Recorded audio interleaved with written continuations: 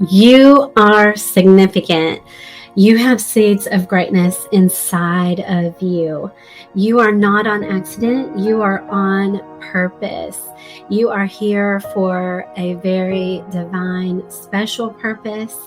And we are going to talk in this podcast about evidence that you are significant.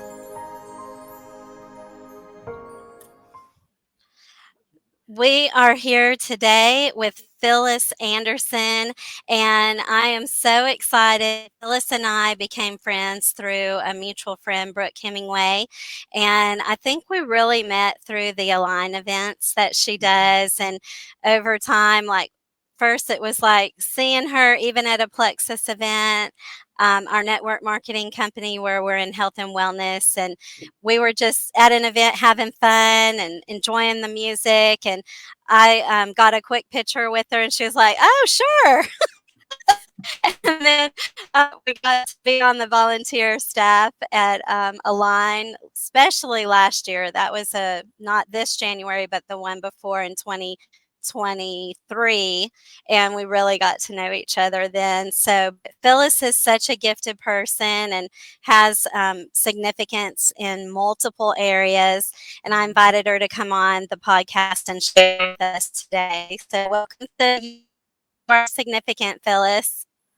Thank you so much, Darlene. It's a pleasure to be here, and I'm just feeling so honored right now. So thank you. Oh, you are honoring us by being here. So I wanted to read her bio. She's a remarkable individual with a unique journey. As the wife of three adult men, she shared 36 years of marriage with her high school sweetheart. That's a significant amount of time. So congratulations on that. 36 years. Raised as the oldest of eight kids in a modest 1,000 square foot home with just one bathroom, Phyllis defied her humble beginnings to pursue a 28-year career in nursing. Beyond her professional accomplishments, she's founder of Carefolio, a medical health care journal, and a passionate health and wellness advocate, emphasizing prevention over prescription. Join us with Phyllis here today as she shares her turning point, embracing her true self and conquering the worry about others' opinions. Ooh, sounds Ooh. like some people pleasing was happening in there. And we definitely talk about that on this podcast. So, welcome again, Phyllis. We're so excited to hear your story and hear about your journey. Thank you, Darlene. And I just want to say I love that we're already talking about she is significant because you are. And you don't have to have, like, I mean, all of us have a story, and it's through our story, through our pain, that we find our purpose. And so I hope that something in here speaks to you. And I want to be as vulnerable as possible because it may seem like, oh, she just got it all together. She was just born this way, and it just click, click, click, everything happened. And that's not the case. So, I just want to start out, like, I promise this won't go on forever, but as a child, I was raised in a home with a father who was an alcoholic. He quit drinking when I was 16. So I spent my childhood with that type of a parent in the home, and that was not easy. And I remember being raised in faith. So that was, thank you, God, for having faith. Yes. Right? Because the faith is what saved me. That is what kept me feeling safe. Mm. I knew that there was a father in heaven that had my back, and he was my protector, even though my father on earth was not. And so, but things changed, of course, as I got older, and there was recovery and that kind of stuff. But as a child, it was hard. And so I remember praying, please, God, make my life easier. And I was praying into the future, like, please make my life easier. And I was probably like, I feel like I was about 6 years old. I don't know that for sure, but I was very young.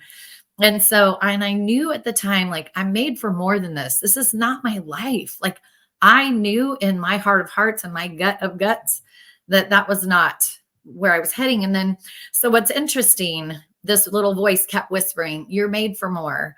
You're made for more. You're made for more. And at 17, I found myself pregnant. And so, that and I'm just here to say that again, that voice was like, it's going to be okay. You're made for more. And so I knew I That's would, right. yeah, I knew I would figure it out. And I had already been through hard things in life.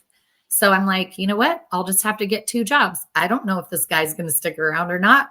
And as you know, I've been married 36 years. So he did stick around, and we had such a Oh, beautiful, like, well, it wasn't perfect dating. We actually broke up about 3 times while we were dating through the pregnancy, because there were just things that I was like, I'm not going to be in a relationship with this kind of person. So things, but we were able to have this conversation.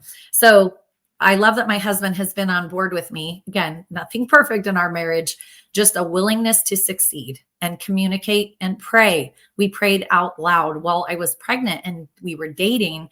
And it turned out that we ended up saying yes to, you know, going through with the pregnancy, not giving the baby up for adoption, you know, keeping the baby as our own, and then quickly saying, we are meant to be together. This is our family. We need to get married.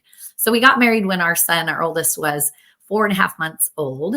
And while all of that back in the day, because this is 1988, it wasn't super, like, people weren't doing that still, you know, like you didn't see yeah. that. Yeah. So it was a big deal, but it's kind of like, that's where I started saying, I just don't care what other people are saying around me, because I know what I need and I'm here for my family at this point. Backing up a tiny bit, I was working at Miller's Outpost during the time, because I'm 17 and that's where you got a job, you know, and it was a cute, like, jeans store kind of, you know, you measure those 501 shrink to fit jeans. That's where I worked. And I was at the cash register, very pregnant, 17. And a young kid my age had come up to the register and told me that he said, what a waste. That's what he said. Not like, hi, how's your day? Oh But my goodness. yeah, what a waste. Oh, And so I just kind of looked at him and thought, let's just get through this transaction here and you can be on your way. I didn't say anything to him because I had nothing to say. I actually didn't even engage in that. And I heard God's whisper of, like, don't listen. So sorry about that. yes. Don't listen. Those words. Don't be sorry. It's Yeah. amazing that we can still feel God Yeah. in those moments, even now. Yeah. So, yeah. So he just was there as my strength and my peace and my serenity through, like, words that people say that even today, like, bring up this emotion, you know, but I knew in my heart, Yes. it's like, that doesn't matter. Don't listen to that. And so, fast forward, I started my nursing career when I was 23. Again, just feeling that nudge of, like, this is what you're supposed to do. But I was praying this whole time, Lord, we need to support this family. We need an income. What are we going to do? And so my husband was going through the fire academy at the time, and he's like, hey, there's a nursing program. You should check it out. And he's like, it's only 2 years. Well, it wasn't just 2 years, as any nurse out there knows. It took me about 6 years to get my degree because I was working. I had 2 little kids, and that's just what it took. But I knew, I said, by the time I'm 30, I'm going to have my degree. And I was 29 and a half when that happened. So, you know, Woo! putting your head down and knowing that this is supposed to be Perseverance. perseverance. Yeah. And having a why about it. Like, I volunteered some time at first. I was encouraged to volunteer time as a, you know, just a hospital volunteer, because I said, yeah, I don't want to start a program that my family is my first, you know, and I didn't want to do something or waste any time. So when I did that, I was asked to come in and help a nurse just kind of do some things with a patient. And when I walked in the room, I was like, whoa, this man can't speak. He can't move for himself. He can't do anything for himself. And I thought, what a powerful place we have in people's lives as a nurse. Like, I can be his advocate. I can be his voice, and I can be his safety, because I didn't have safety growing up. Mm-hmm. I can be his safety. And so Mm-hmm. that just followed through my life. And the word advocate was born for me. And so, Wow. yeah. And even through nursing, I felt like God was saying, after 22 years in the emergency room, God, and 28 years total, he was saying, you're meant for more. And I felt that. I felt like Mm-hmm. I've kind of outgrown this space, and I feel like I can serve people still, but I didn't know how. And I feel like when you just offer that up to God, he's going to be like, oh, I'm so glad you finally asked. Yes. Let Remember me to ask. remember to ask. Let me show you the next step. And that's when Mhm. these supplements that Darlene was talking about fell in my lap at a time where I said, gosh, I'm a nurse. I'm doing all the things. I was working out. I was eating healthy, but I loved my sugar and I loved my wine. Honesty here. Mhm. And so that was Yes. feeding a bad gut, and that was making me sick in a bunch of different ways. And so I found these supplements. It turned things around. And I quickly advanced in less than 11 months to the top tiers of the company, making six figures with all the prizes and the car and the trips. And Wow. yeah, and God was still saying, you're made for more. Like there's Mhm. more here. There's This is more. just a vehicle. And so I Mhm. love that through this journey, I've been grateful for everything. I was able to step aside from nursing at about 3.5 years of working my Plexus business alongside my nursing, and had to make that hard decision of like, girl, you worked so hard to get this license. Are you sure you're going to give it up? And I felt Mm. peace around it and I released it. And since then, God has given me the next step of creating Carefolio, which is right there. Wow. So, Oh. Oh. so yeah, I during this journey though, I have to say, because somebody out there needs to hear this, all of the things I was doing, I was like, go, go, go, get the next step, get the next thing. I wasn't celebrating along the way. I Mm. literally just didn't know where to stop. I've been in such this grind of like, get it done, you can do it, that even when I accomplished it, there was no celebration. And so I have a sticker on my computer that says, find joy in the journey. And I was Yes. starting to lose Fun Phyllis. Fun Phyllis was taking a back seat, and that was creating some burnout along this journey. And that when you start to feel that, it's time to check yourself and Mhm. ask yourself, like, am I aligning with my values still? You Mhm. know, I was putting my family to the side. I was putting myself to the side. COVID kind of came in there a little bit too. Um, but it's just getting yourself back in alignment. So I love Brooke Hemingway's Align Retreat. It just reminds us that like if you are straying one way or another, um, you're gonna feel it. And when you start to feel that disalignment, just press pause for a second and ask your higher power, um, Mhm. what is it that I need? Like, what's the next step? And I found a personal coach.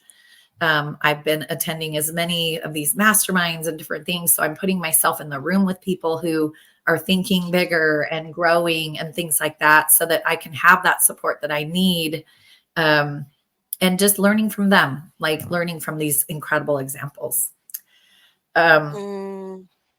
yeah. And so So, I so just have to say, oh, yeah. it's important to do that because we can only go so far on our own doing what we know, and then we need to learn from someone who's already gone where we're going that can help us to get there.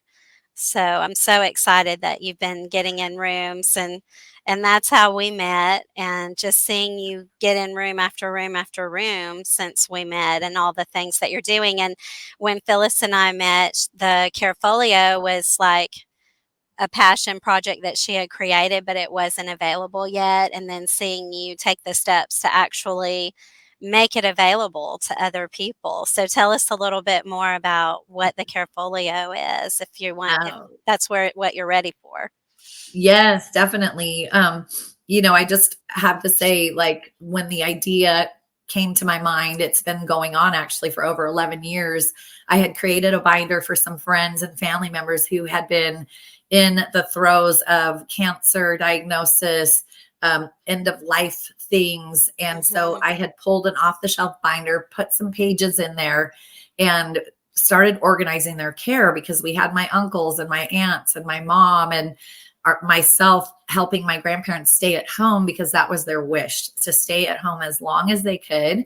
And we were able to do that almost until the day they both passed away, which is interesting, within 6 months of each other. So we had at the time a spiral bound notebook for them because they had Post-it notes all over, like a wall in their house and said, call this person first. And it's like, okay, so we had to sort through Post-it notes to figure some things out. And anyway, that's when we started creating these binders. And I'm like, oh, more people could use this. And again, there was God's whisper of like, you need to do this. And so I had to start asking questions.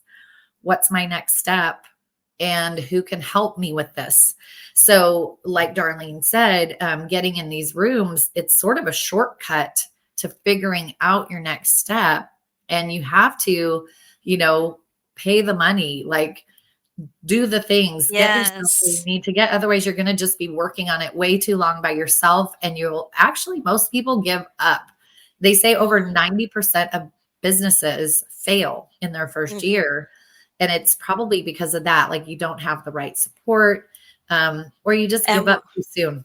And way more that never even make it to their first year. Like they had a great idea. And I think asking for help, being willing to ask him, like we said earlier, and then ask others for help that have the expertise. And that takes, one thing God has shown me lately is ego.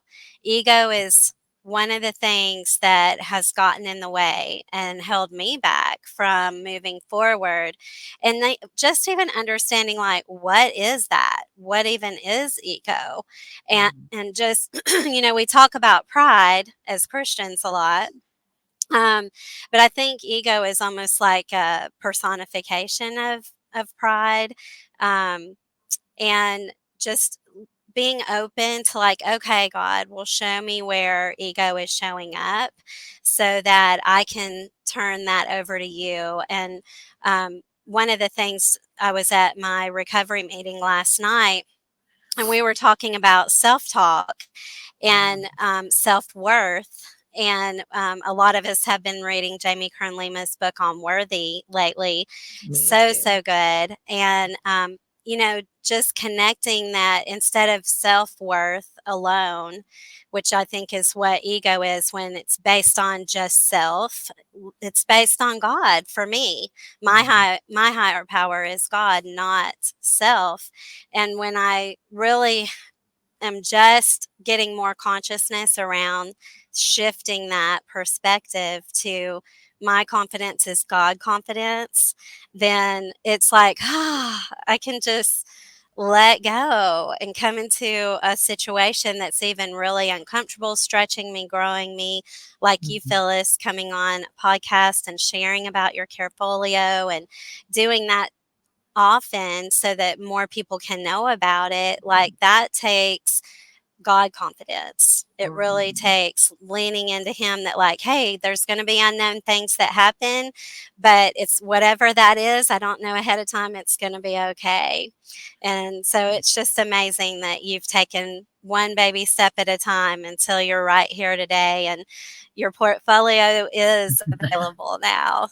Not just a dream, but available. Yes. When I got it in my hands back in October, it was just surreal. And there was a celebration around it because it's like all this hard work. It took about 2 years to get there. And so that's what I want to say is like your timeline may not look what reality is going to, what reality is going to be. We have our timeline and God has his timeline.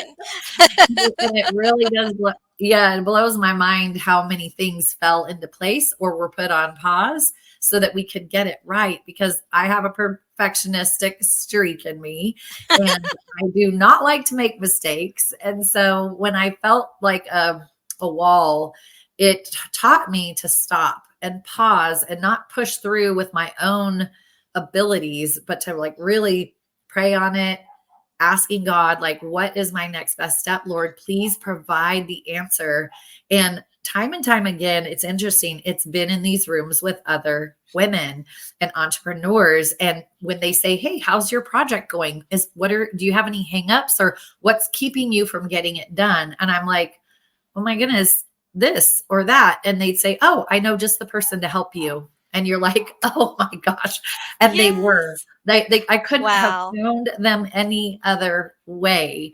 So Mm. every penny I've ever spent getting into other rooms has helped me create this. And even finding the right person to help me, put the words on a paper in a beautiful way, because that's not my gift. I don't do computer programs and design. So I had to find somebody who made this beautiful product that, if I can spend just a second explaining like what's in the Carefolio, I would love to Yes, do that. please do. Okay, so this Carefolio, it's about a 1-inch binder, and I've made it a binder situation so that you can remove things or put things in there, such as like blood work or discharge paperwork or insurance information, advanced care directives, and like any kind of executive, like things from an attorney that says, here's my estate planning. You can punch those 3 holes and set it into the different sections. So they're tabbed sections.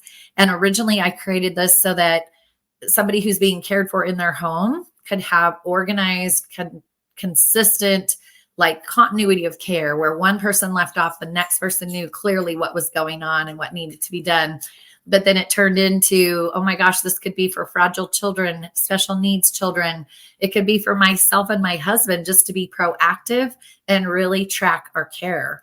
So what looked like it was end of life, or, people really needing that extra caregiver support in the home, it just opened it up to like, no, this is so much bigger than that. Oh, tracking infertility, cancer diagnosis, anything where you're having any appointments at all, or like just being careful about your care. Wow. Yeah. So there's an about me section where you learn all about the things, your wishes, a place to put your advanced care directives, because my husband and I have them, because if something happened to me, I want my husband to know exactly my wishes so that he doesn't have to feel guilty about making decisions on his own. I give him permission to make certain decisions. So I'm a huge advocate for that. Everybody should be prepared that way. But then I also have a section in there to keep all your medications or your supplements straight, a journal so that you can talk about how you're feeling today and track your health progress. Because when a doctor says, how long has that been going on? Most of us will actually say it's less Have time. no clue. Yeah, we have no clue, or it's a less time than it actually was.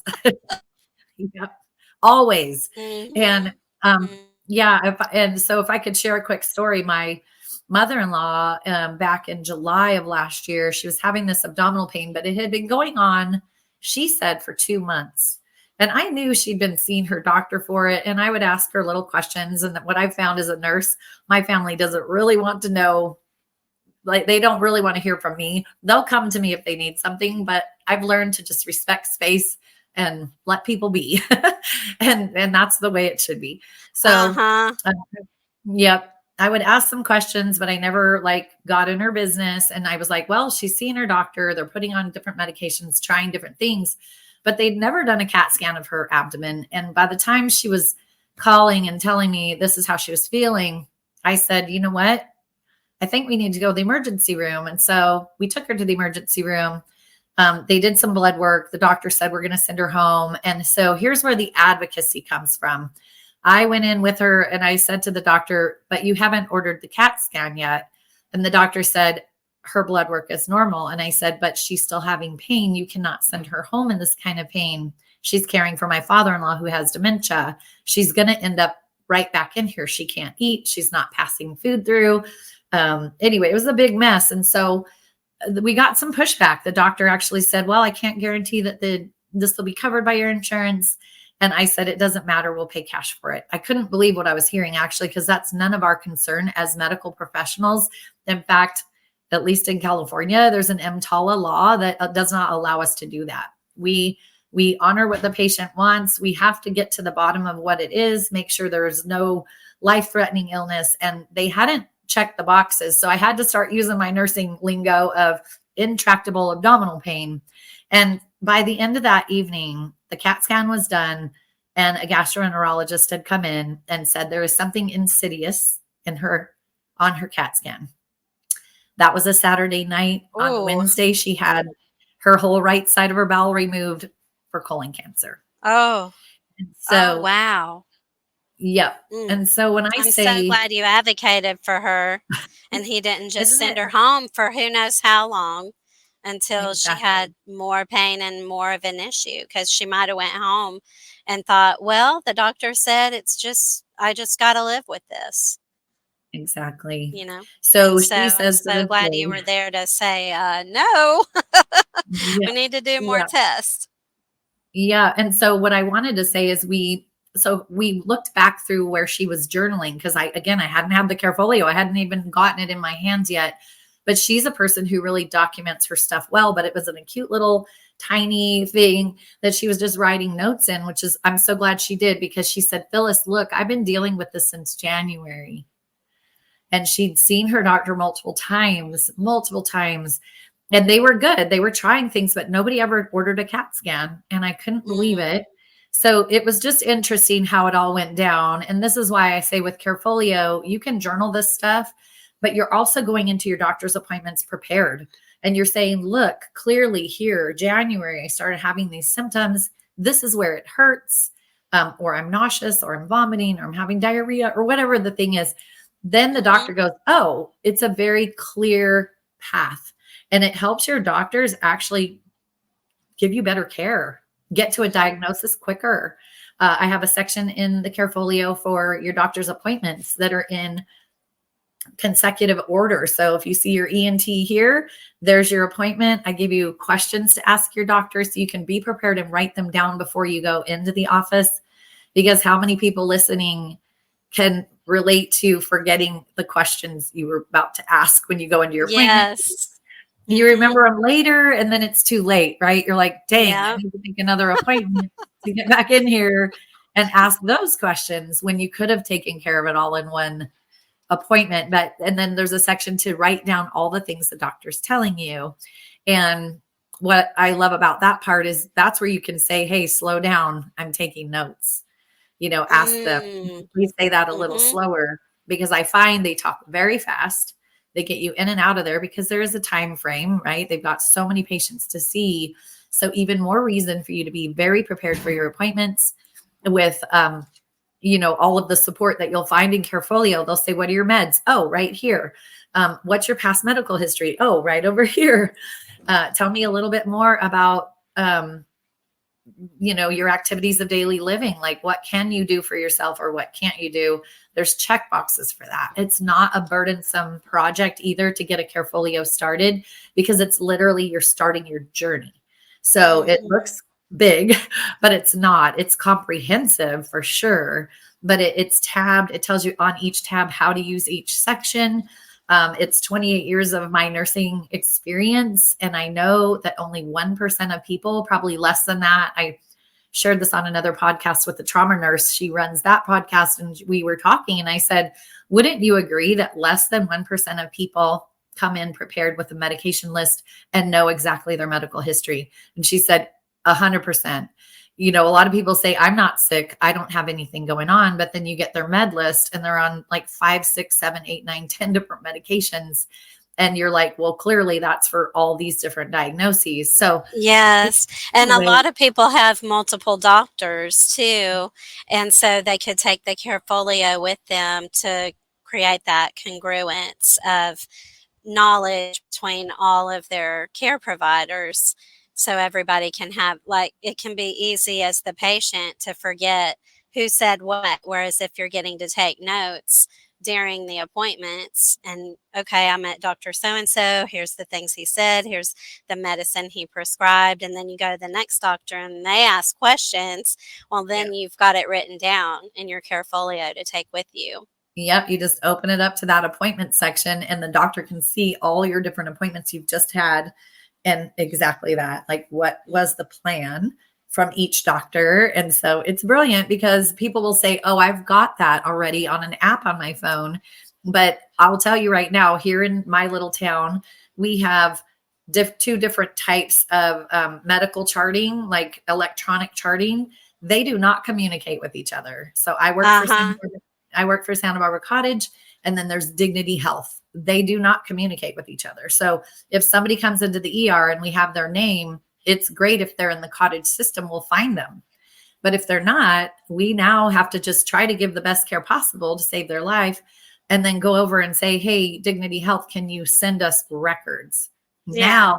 Now the doctor even has to go to his computer, open it up, or her computer, open it up and start digging through information, where if it was communicating, we would have it right there in front of us. So you have a Carefolio, you go to the ER, your doctor's appointments, everything's right there. We open it up. We would read through things. It's like so fast and immediate. And with all that experience that I've had, it would be tried and true, because it's something I wish we would have all had. So yeah. So how did they get a hold of one? Okay. So carefolio.com is my website. And right now, if you go there, there is a $10 off coupon code that you can redeem. So you'll just give me your name and your email. And what I'll do with that information is also send you supportive things. I have an email program that is just offering good caregiver support, tips and tricks of how to advocate for yourself or for others. And then you can also find me at Carefolio Caregiving Community on Facebook, or Carefolio on Instagram. And so I provide, again, just supportive things there. I wanted to have a place where caregivers can come and ask questions, learn, be educated, because I am a firm believer in knowledge is power, and having a voice for yourself is more powerful. And I want to just support that in any way that I can. Oh, yes. Thank you. So do you have a webinar coming up as well? Yes. So I am partnering with Tony Gonzalez and his wife, Corey. Tony, at the age of 45, was diagnosed with dementia, you guys. And it took his wife advocating for him to figure this out, because the doctors said to him, oh, this cannot possibly be dementia. You're way too young. And so over the last 5 years, he has seen all the right doctors that have, in fact, given him the diagnosis of young onset. I'd never heard of this before. I always heard of early onset dementia. They're calling this young onset dementia, which is a thing, guys. So more power to prevention than ever before. Like, it's really important that we're taking good care of ourselves, because a lot of this could have been prevented. He's lost 190 pounds. He's 6'5". I met with him last night at an Alzheimer's dinner event, but I wanted to bring them on a webinar so that we could talk about the importance of advocating for your loved ones, like not accepting, again, when you feel it in your gut and you're like, something's not right though. Like with my mother-in-law, something's not right. I need you to do something more. And maybe you're not a medical professional, but you just know, like, I'm not buying this information. Sometimes you just got to keep looking. And that's what she did. So they found the right doctors, got a good diagnosis, and now they are advocating nationally. They've been on the Today Show. They're on all kinds of national level organizations where Tony is still able to speak. You'll see some of his mild cognitive impairment come through. They are working because they say my children's lives and my grandchildren's lives and their children's lives depend on this work we're doing right now. So they're very passionate about finding that cure, getting the information out, educating people, and they speak my language when it comes to prevention is a real thing, that you can prevent some of this stuff from happening, that it doesn't have to be just it's not necessarily a genetic thing. It's very much within your power. So this webinar is going to be May 9th at 11 a.m. Pacific. And I can give Darlene the link as well so that you guys can click on there to register. It's a free webinar. I'll also be talking about my experience with advocacy and how to have a voice, how for you to have a voice within your own health or for somebody else. A little more details than we went into today. And so we're excited to be able to offer that. And then we're also teaming up on May 15th for another in-person event for our local countywide Alzheimer's group, so that we can just educate it on a local level too. So, but I'm excited because this webinar, we have room for 500. So I would love for as many people to register, share the link, and come on and hear their story, because it's powerful. And again, the Carefolio will be something that we talk about as using that tool, because if everything's well documented, and Corey would be able to bring this into the doctor's offices, that's where they can see, like, oh no, this has been a problem. And being really specific about your symptoms is key for doctors to be able to come up with a good diagnosis, not just brushing it off as who knows what. I don't even know why they were brushing it off, but they did. Yeah. I mean, it's just so unheard of to have Alzheimer's at 45. They just probably didn't their mind just couldn't go there. Even if it wanted to, it's like, no, this can't be. So what else might it be? And yet it was. So I'm so glad that you're going to be educating, and not just on the fact that this is, but also how to advocate for yourself, and that prevention is possible. So thank you so much, Phyllis. This has been so encouraging. And I'm so glad that God has blessed you to live into your significance and create this Carefolio so other people can manage their care in such a brilliant way. Thank you so much, Darlene. I appreciate everybody listening, and definitely go to those websites and check it out. Would love to support you in any way. Thank you. All right. Thank you. Thank you for listening to You Are Significant. Please leave us a review. Please leave comments, give us a like, and share this out. We appreciate you here on You Are Significant, and I cannot wait till next time to spend time with you.